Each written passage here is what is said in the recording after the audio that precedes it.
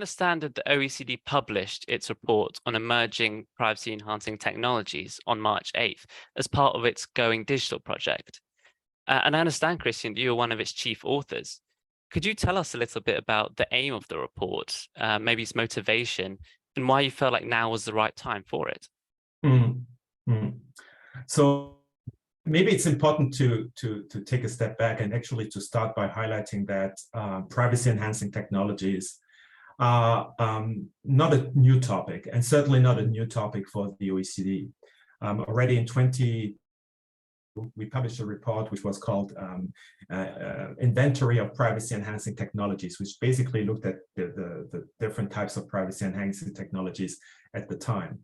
And it is fair to say that the OECD has recognized since then that digital technologies are not only, I would say, part of the problem when it comes to privacy and data protection, but actually can also be a major part of the solution.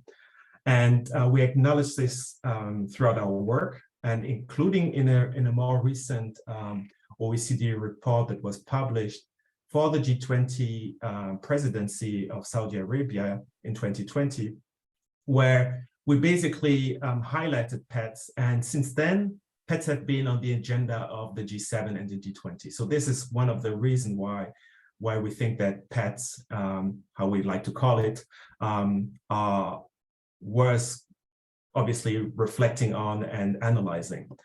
But to answer more precisely the question, why the latest report on emerging privacy enhancing technologies and why right now? The reason is that we noted that a number of stakeholders, including policymakers and regulators, started getting more and more excited about privacy enhancing technologies.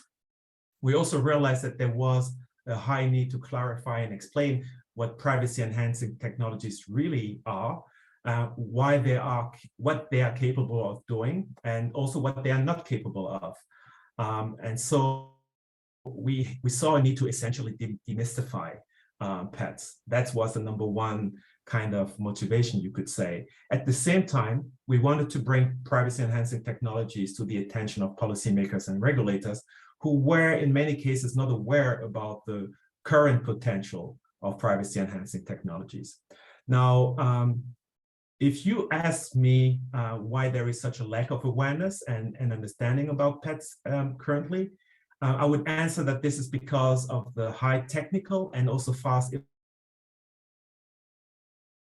It explains why a lot of the discussion policy in the policymaking field may not necessarily take into account the current state of development when it comes to privacy enhancing technologies.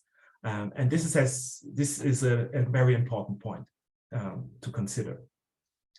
And maybe last point to explain why now, we also noted that privacy enhancing technologies were covered by an increasing number of initiatives in OECD members and partner economies, including governments and as well as regulators. And one prominent example that I would like to highlight here, given that you are based in the UK, is the ICO guidance on privacy enhancing technology that was released for consultation already in September 2022.